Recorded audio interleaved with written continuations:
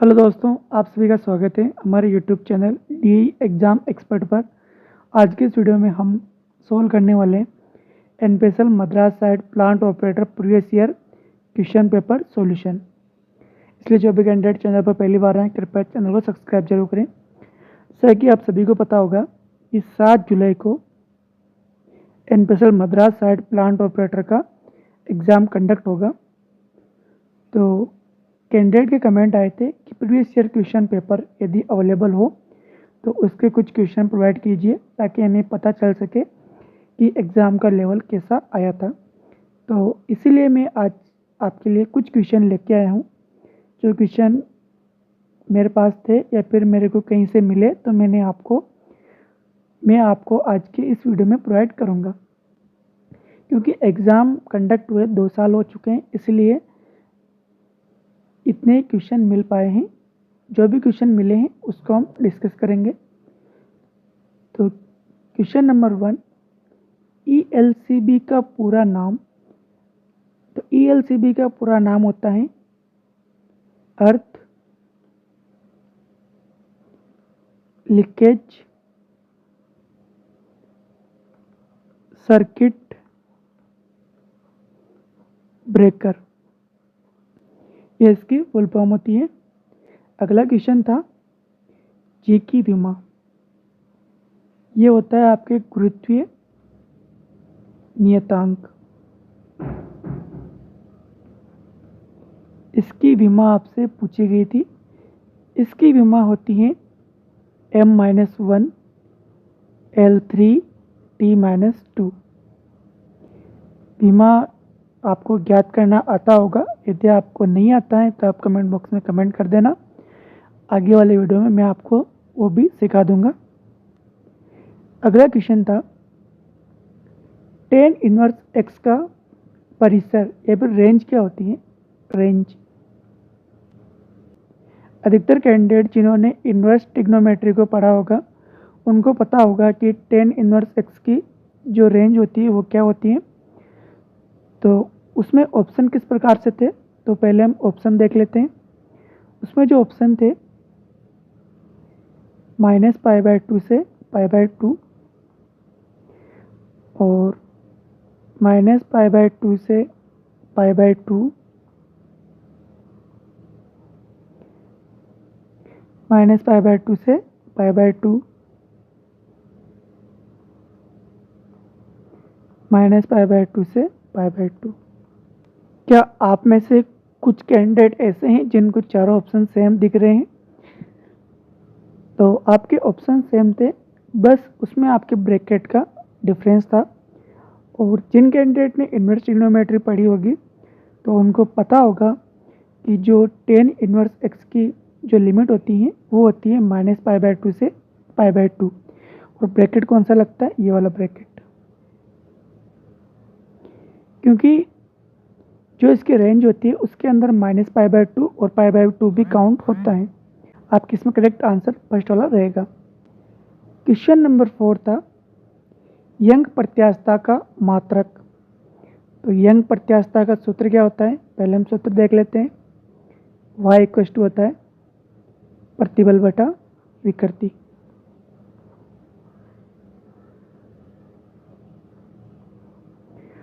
और प्रतिबल होता है आपके बल बटा क्षेत्रफल और विकृति होती है डेल्टा L/L। विकृति आपके विमाहीन होती हैं और मात्रकहीन भी होती हैं।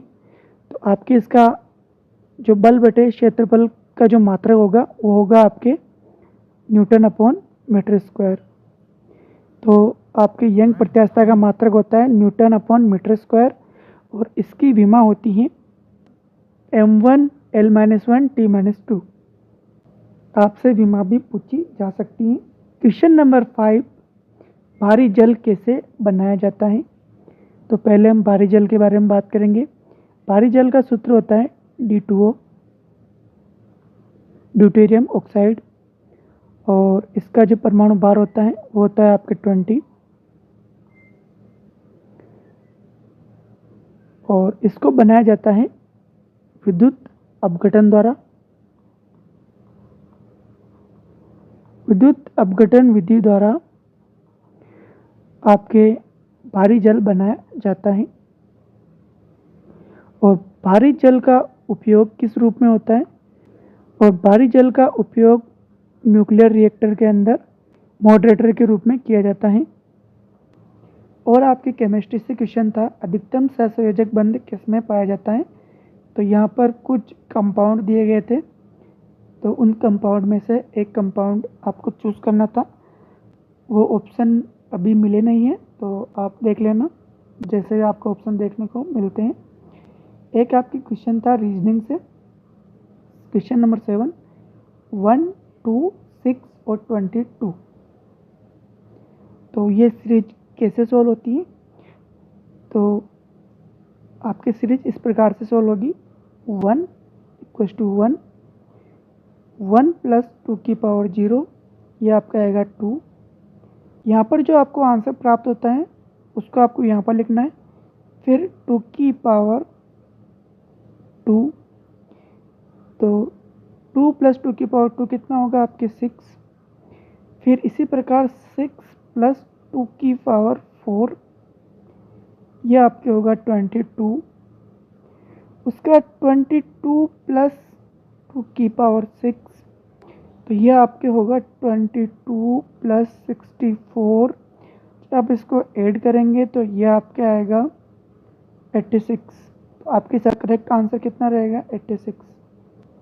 तो यह आपकी सीरीज उसमें दी गई थी और इसको इस प्रकार से सॉल्व करना था कि 1 = 1 और ये 1 को आपको यहाँ पर पुट करना था, 1 + 2 की पावर 0, 2। फिर जो आपके आंसर आया 2, उसको आपको यहाँ पर पुट करना था, 2 + 2 की पावर 2, 6। और इस 6 को आपको यहाँ पर पुट करना था, 6 + 2 की पावर 4, 22 ऐड करने पर। और इसी प्रकार आपकी करेक्ट आंसर आएगा 86। क्वेश्चन नंबर 8, हीरा और ग्रेफाइट में क्या संबंध है? तो हीरे और ग्रेफाइट में यही संबंध है कि यह अपर रूप होते हैं कार्बन के, अपर रूप यानी एलोट्रोप्स।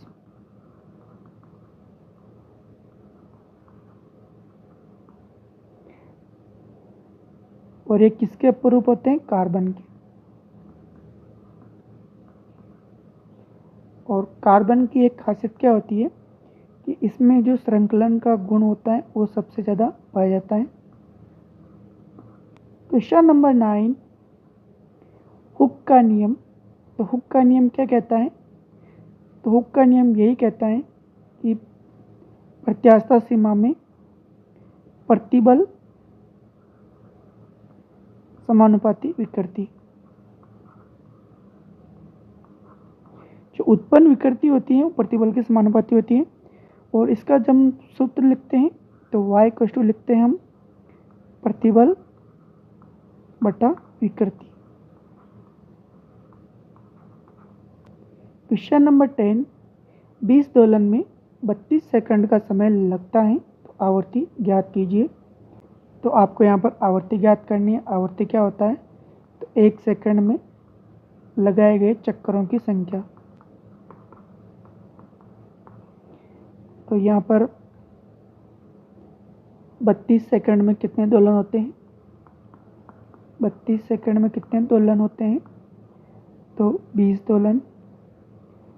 तो 1 सेकंड में कितने दोलन होंगे? 20/32। जब आप इसको सोल्व करेंगे आपको करेक्ट आंसर मिल जाएगा। और इसका मात्रक रहेगा सेकंड इनवर्स या फिर हर्ट्ज। ये दोनों ही आवर्ती के मात्रक हैं। और यदि आपसे आवर्तकाल पूछा जाता है तो आवर्तकाल होता है 1 दोलन में लगा समय। यदि 20 दोलन में समय लगता है 32 सेकंड, तो 1 दोलन में कितना समय लगेगा? 32/20 सेकंड।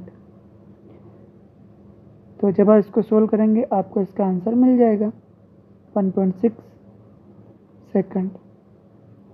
तो इसका आवर्तकाल आपके आएगा 1.6। और जब आप इसको सोल्व करेंगे तो आपको आवर्ती मिल जाएगी। आपको जो भी पूछा जाता है आपको उस हिसाब से आंसर करना है। क्वेश्चन नंबर 11 ये आपके प्रायिकता से पूछा गया था। एक सिक्के को 3 बार उछाला जाता है तो कम से कम 2 चित आने की प्रायिकता। तो आपको 2 बार सिक्का उछालने पर कितने परिणाम प्राप्त होंगे? कुल परिणाम।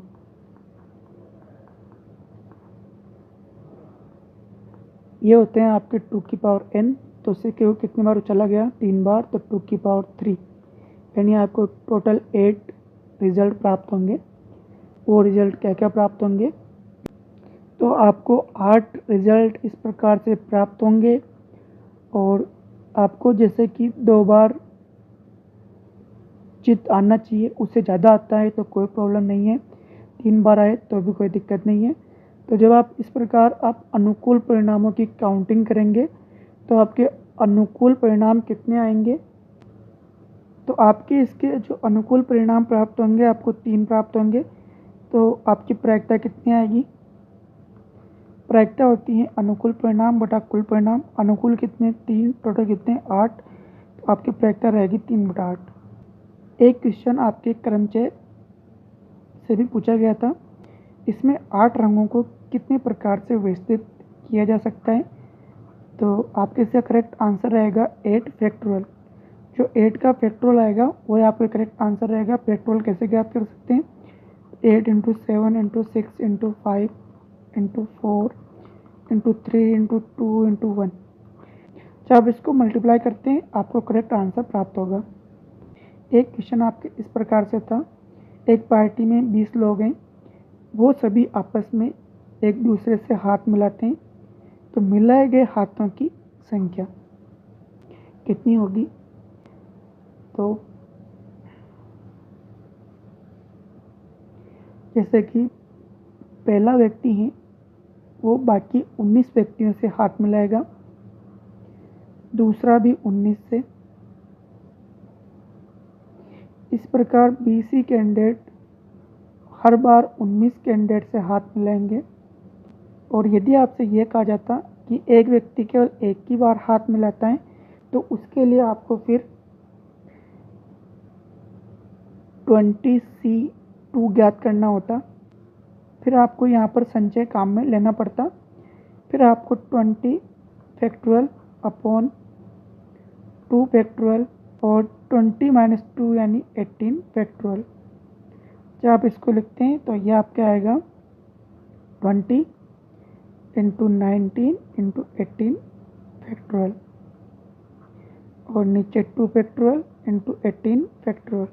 18 फैक्टोरियल से 18 कैंसिल हो जाएगा और 2 फैक्टोरियल को आप लिख सकते हैं 2 × 1, तो 20 × 19 अपॉन 2 कैंसिल करने पर आपके 10 आएगा। तो आपके यहाँ पे आएगा 190। तो कुल हाथ मिलाए गए थे 380। और जब एक व्यक्ति एक ही बार हाथ मिलाता है यानी, और यदि आपसे यह कहा जाए कि एक व्यक्ति ने दूसरे व्यक्ति से केवल एक ही बार हाथ मिलाए हैं तो उस कंडीशन में आपके करेक्ट आंसर आएगा 190।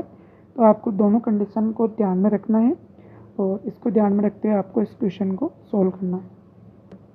जो पहले आपके जो क्वेश्चन आए थे वो इस प्रकार से थे, उसी को आपको ध्यान में रखते हुए आपके जो एग्ज़ाम आने वाला है उसके क्वेश्चन की प्रैक्टिस करनी है। और बहुत सारे ऐसे टॉपिक है जिनमें हर बार आपसे क्वेश्चन पूछा जाता है। जैसे कि मैथ्स के अंदर हम टॉपिक की बात करते हैं तो सबसे ज़्यादा क्वेश्चन आपसे पूछे जाते हैं हर बार प्रायिकता।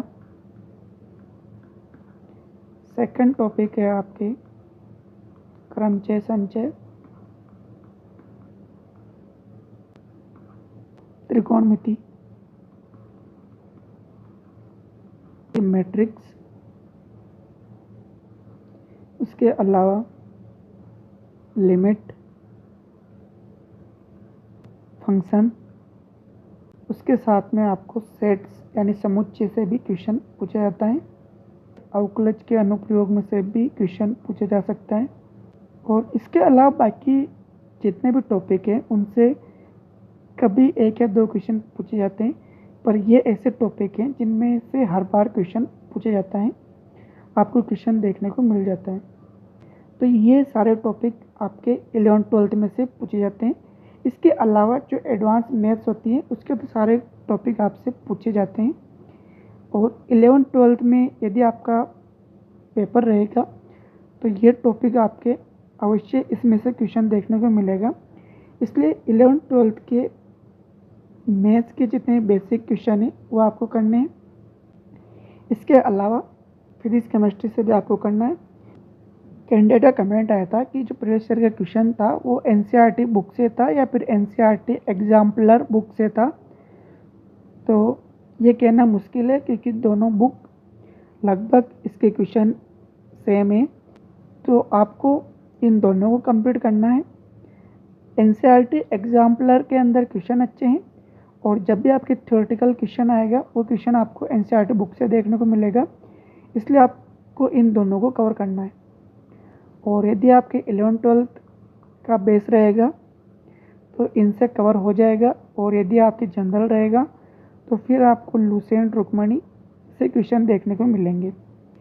प्रीवियस ईयर के जो क्वेश्चन थे मैंने आपके साथ में डिस्कस किए हैं, साथ में जो इंपॉर्टेंट पॉइंट है वो भी मैंने आपके साथ में डिस्कस किए हैं। इसलिए जो भी कैंडिडेट चैनल पर पहली बार आए कृपया चैनल को सब्सक्राइब जरूर करें ताकि आपको फ्यूचर में हर प्रकार की अपडेट्स मिलती रहें। आज के इस वीडियो में इतना ही। Thank you so much.